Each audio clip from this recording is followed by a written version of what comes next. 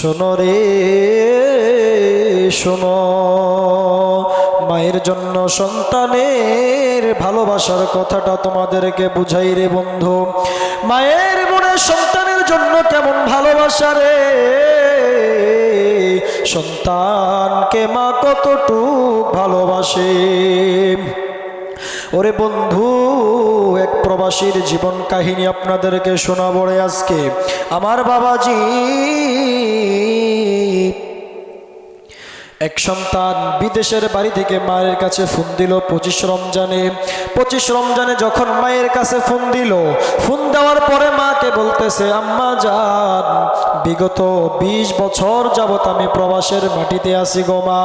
ও গো মা, 20টা বছর ধরে তোমার সঙ্গীত করতে পারি না,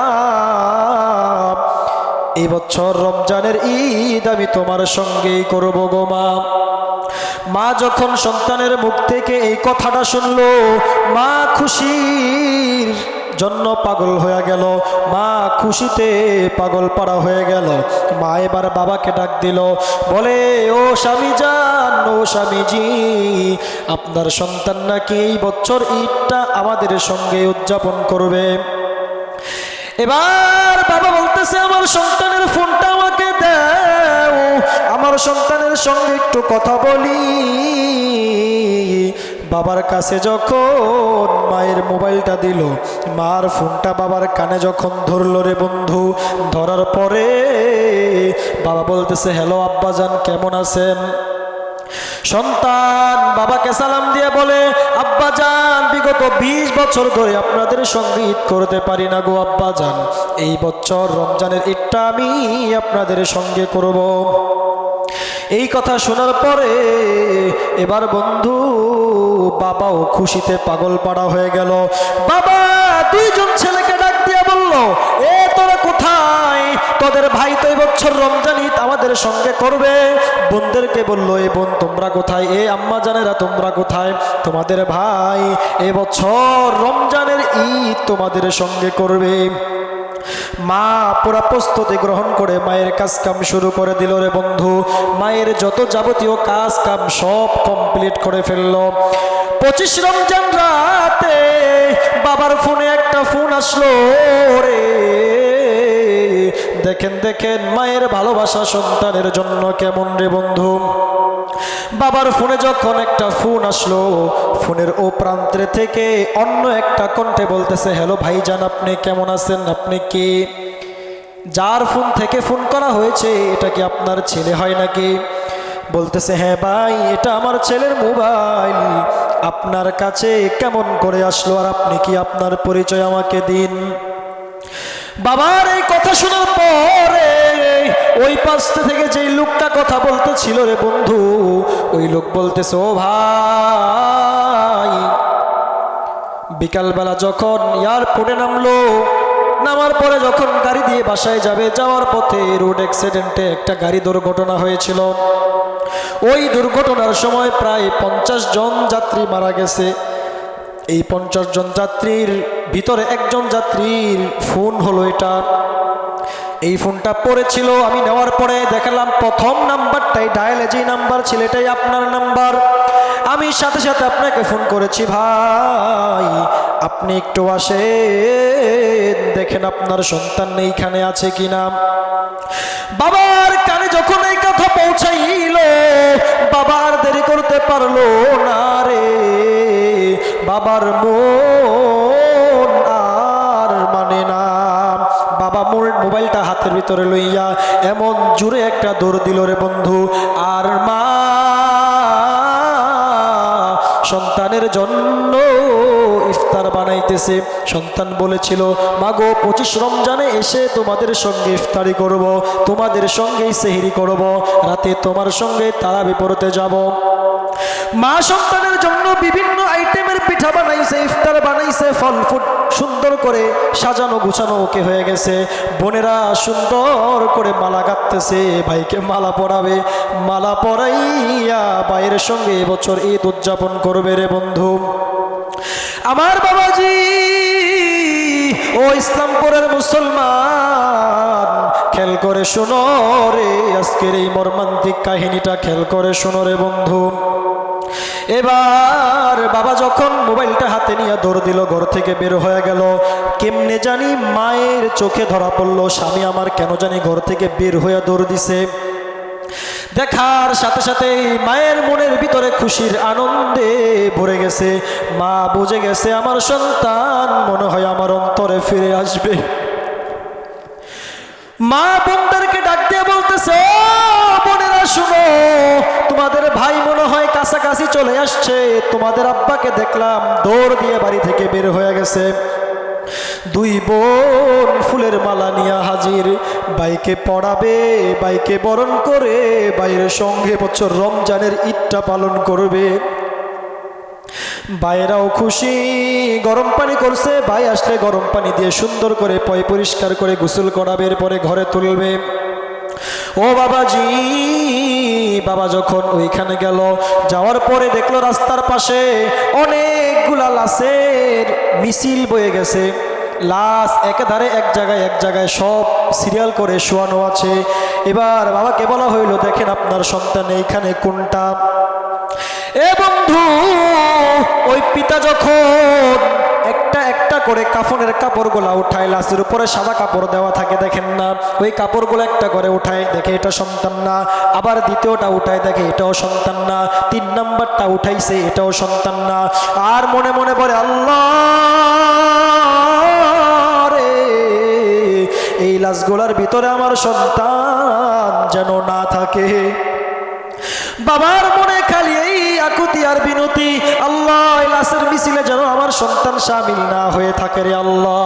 বাবা শুধু এইটা বলে আর চোখের পানি ফালাইয়া ফালাইয়া কান্না করে রে বন্ধু। আমার বাবাজি রে, এ যুবক, তুমি তোমার দলকে পাইয়া, সুন্দরী বউকে পাইয়া, যেই মাকে অবহেলা করলা, যেই বাবাকে অবহেলা করলা, আজকে শোনো রে, মায়ের মনে, বাবার মনে সন্তানের জন্য কতটুকু ভালোবাসা। সন্তানের লাশ খুঁজে লাশ পায় না। এবার একজন, দুইজন, তিনজন করে যখন গেল রে বন্ধু, সর্বশেষ যখন লাশের কাপড় তুলল, দেখে জনম দুঃখিনী কলিজার টুকরা সন্তানের লাশ মাটিতে পড়ে আছে। বাবা লাশটারে বুকের ভিতরে জড়ায়া ধইরা কান্দে আর বলে, সন্তান, তুমি জানো না তোমার মা তোমার জন্য গাজরের হালুয়া বানাইছে, তোমার জন্য পায়েস রান্না করছে, তোমার জন্য তোমার মা অনেক ফুল ফুট সাজাইছে। ও সন্তান, 20টা বছর যাবৎ তুমি বিদেশের বাড়িতে কাটাইলা। সন্তান, তুমি তো জানো না গো, এই 20 বছরে 2টা করে ঈদ আসে। 20টা বছরে 40টা ঈদ তোমার মা পার করছে। আমি তোমার মারে শাড়ি আনা দেই, শাড়ি দেই, গহনা দেই, কত কিছু দেই, সবাই উদযাপন করে, তোমার মা করে না। রাতের বেলা যখন আমি ঘুম থেকে উঠি, দেখি তোমার মা নাই, বিছানা হাতে দেখি তোমার মা নাই। খুঁজতে খুঁজতে যখন বের হইলাম রে, যায় দেখি তোমার মা ঘরের দরজা খুইলা তোমার পথের দিকে চায় আছে। কবে জানি আমার কলিজার টুকরা সন্তান আসবে আর আম্মা বলে ডাক দিয়ে আমার কলিজাটা ঠান্ডা করবে।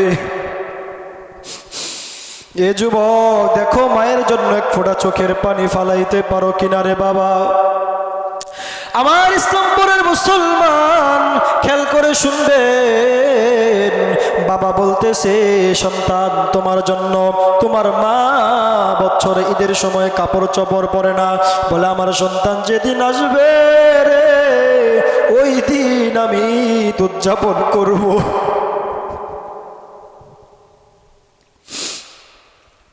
20 বছর পরে যখন সন্তান আসার খবর শুনলো, বাবা যখন সন্তানের লাশটাকে অ্যাম্বুলেন্স গাড়িতে উঠাইল রে বন্ধু, গাড়ি যখন শব্দ করে বাড়ির দিকে রওনা হইল, মায়ের কানে কেমন করে জানি গাড়ির হরনের শব্দ শুনলো। শোনার পরে মা বলতেছে, রে তাড়াতাড়ি ভারো, তোমার আমার ভাইরা মনে হয় চলে আসলো, আমার কলিজার টুকরা সন্তান মনে হয় বাড়িতে চলে আসলো। মাও দৌড়া বের হয়, দুইটা বোনও বের হয়, দুইটা ভাইও সুন্দর করে বের হয়। এবার বাড়ির সামনে আসলো একটা অ্যাম্বুলেন্স গাড়ি। মা আবার ডাক দিয়া বলে, কার মার জানি কপাল পুরলো, কার বাবার জানি কপাল পড়লো। এ ইসলামপুরের মুসলমান, খেয়াল করে শুনবেন রে বন্ধু। এই কথা যখন মা বলল, দেখে গাড়ির দরজা খুলে না, গাড়ির এই পাশ থেকে ওই পাশ থেকে কোনো আওয়াজ নাই। হঠাৎ করে গাড়ির ভিতর থেকে তার স্বামী বের হইল। দেখে স্বামীর চোখে পানি, চোখ কেমন জানি লাল টকটকা হয়ে গেছে। এবার মা বাবাকে জিজ্ঞাসা করে, প্রাণের স্বামী কান্না করেন কেন? স্বামী বলে, আমাদের ঈদ করা মনে হয় আর হবে না, আমাদের সন্তান মনে হয় আর গাজরের হালুয়া খাবে না। মা সন্তানের সঙ্গে ঈদ করবে বোধহয় এই চিন্তা করে শাড়ি কিনেছিল, গহনা কিনেছিল, কিন্তু সন্তান আর জীবিত বাড়িতে ফিরল না। সন্তানের লাশটা ধরে মা খালি কান্দে আর বলে, সন্তান 20টা বছর ধরে ভালো মতো খাবারও খাই না, কোনো দিন আমি রাতেও ঘুমাইতে পারি না রে সন্তান। আশায় থাকি, পথ চেয়ে থাকি কবে আসবি, আসলি তো আসলি, মরালা সয়া বাড়িতে আসলি। ও যুবক, তোমার জন্য আজকের এই আলোচনাটা। তুমি সুন্দরী বউ পাইলা, মার দেখাশোনা করো না গো, মায়ের ভালোবাসা তোমার অন্তরে নাই। আজ কেন আমায় সোহাগ মাখা ডাক ডাকো না, মা মা, আজ কেন আমায় সোহাগ মাখা ডাক ডাকো না। মায়ারা চল দিয়ে কেন আমায় তুমি, মায়ারা চল দিয়ে কেন আমায় তুমি